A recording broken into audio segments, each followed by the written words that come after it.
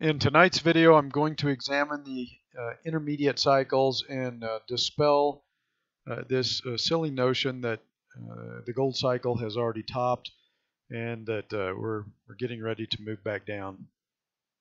So I've marked every intermediate top the week that it occurred on here, and you can see even in a bear market, even when gold was in a bear market, the average duration for a cycle top was about 8 to 9 weeks. We had one intermediate cycle here that topped on week 5. That was the earliest. We completed the bear market bottom here. We had an exceptionally long intermediate cycle coming in, out of the baby bull. That led to a short cycle here. And then, right back to the long cycles.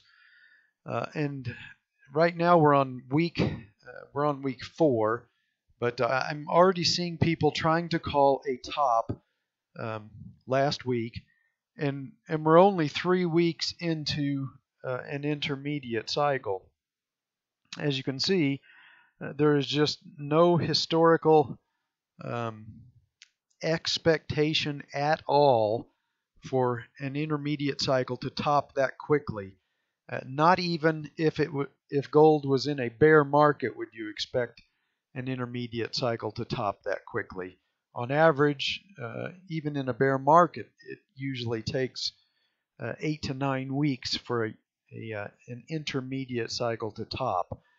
So there is, the odds of gold having put in a longer term intermediate top last week are almost non-existent.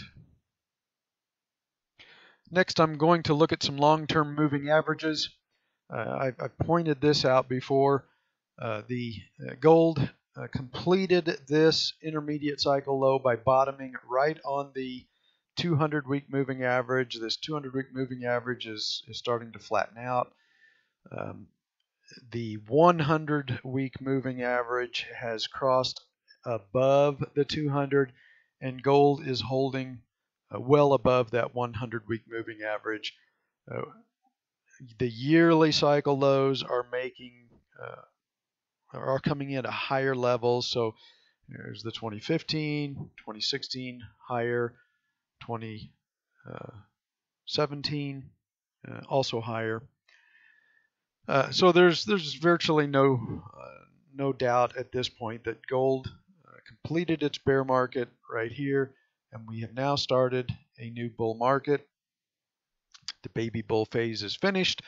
I've explained multiple times that once you get into the adolescent and maturing phase of a bull market, things slow down, and you don't get this baby bull type behavior until you get to the end of the bull market. And this is what we're seeing in the stock market right now. We're seeing this extreme momentum type behaviors, and that's because we are getting towards the end of that bull market.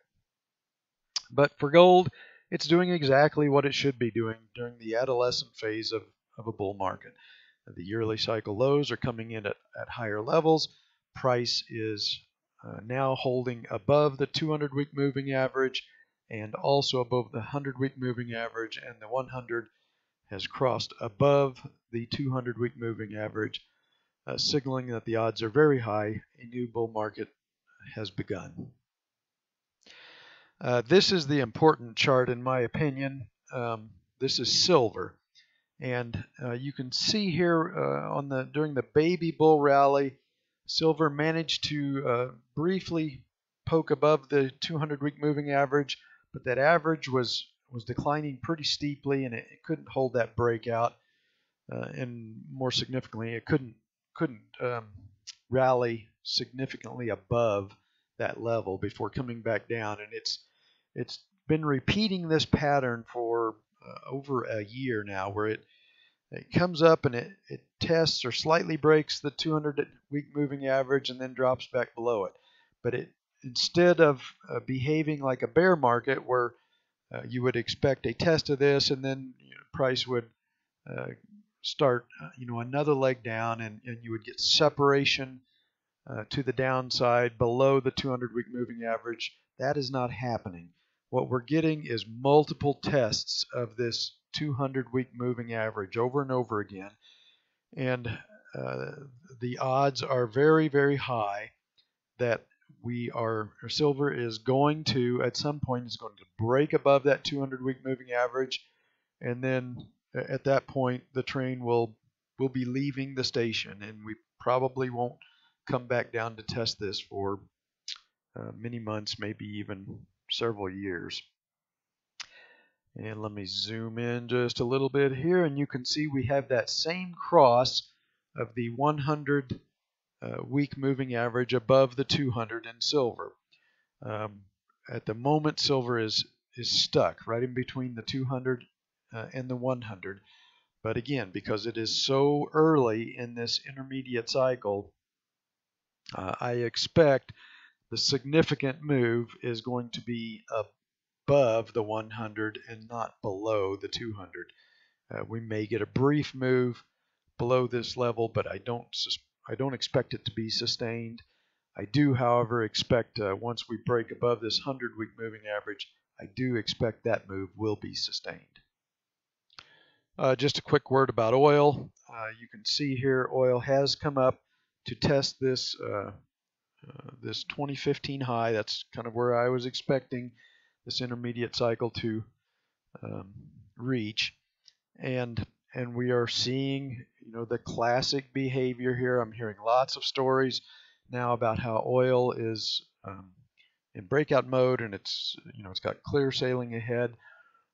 This is exactly what happens at these intermediate tops. At tops, traders are unable to control greed. At bottoms, they are unable to control anxiety. It's just too late in this intermediate cycle. You can see this started way back in June. We are, I believe, 28 or 29 weeks into this advance. The 200-week moving average is sloping down way too steeply for this to really have much chance of a break and run to the upside. So now is not the time to get over the top bullish on oil. Now is the time to be cautious. We've hit this resistance zone. The intermediate cycle is very mature. Sentiment is massively and excessively bullish. The COT reports are more bearish than they have been in a long time. Again, this is the time to control greed. It's just too late in this intermediate cycle to be going crazy bullish on oil right now. Next chart here, we have the dollar, and this chart is just not a good-looking chart. We've got price that to begin with, it came down and dropped below the 200-week moving average. That alone is not a good sign. If we were in a bull market, price really shouldn't even come down to test this 200-week moving average, much less drop below it. We got our yearly cycle low and another warning bell. This yearly cycle low occurred below the 2016 yearly cycle low, which occurred below the 2015 yearly cycle low. So we're making lower lows, not a good sign. And now we got the bounce out of this yearly cycle low, and keep in mind the bounce out of yearly cycle lows tend to be the most powerful rallies. This was anything but a powerful rally. Couldn't recover the 100-week moving average, and actually didn't even manage to get that far above the 200-week moving average before dropping back below it again, making one more attempt to regain it, which has failed, and now we are moving significantly back below the 200-week moving average.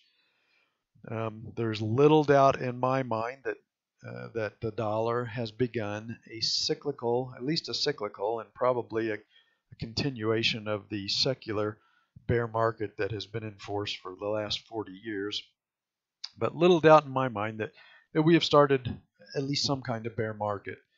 And at this point, I think the odds are slim that the dollar is going to be able to regain this 200-week moving average.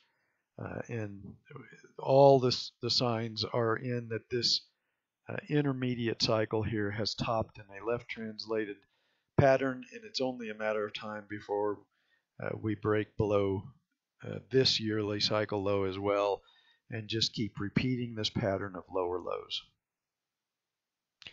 Moving on to the euro, we've got the exact opposite happening in the euro. You can see here we've got a 2-year basing phase as the euro completes its what is this, an 8-year bull market, 9-year bull market, or bear market, I'm sorry. We've got this long 2-year basing phase, and then we've got an explosion upward, a baby bull rally in the euro that has moved above the 200-week moving average, come back down to test it, and now it has moved above it again and made a higher high. So all of the signs are there that the euro also completed a bear market right here in late 2016 and has now begun a cyclical bull market. And finally, the Japanese yen. Again, all of the signs are there that the yen completed its bear market back in mid-2015. We've got, again, we've got this pattern of higher lows that is in place, and very similar to silver, we've seen a push above the 200, but the 200 was just falling too rapidly for this to hold. And now we are getting the same as silver. We're getting these multiple tests of the 200-week moving average from the downside, and I suspect that the yen is just about ready to break above this 200-week moving average, and just like gold and silver, the 100-week moving average has crossed above the 200-week moving average, signaling that the odds are very high that the yen started a new bull market back here in 2015.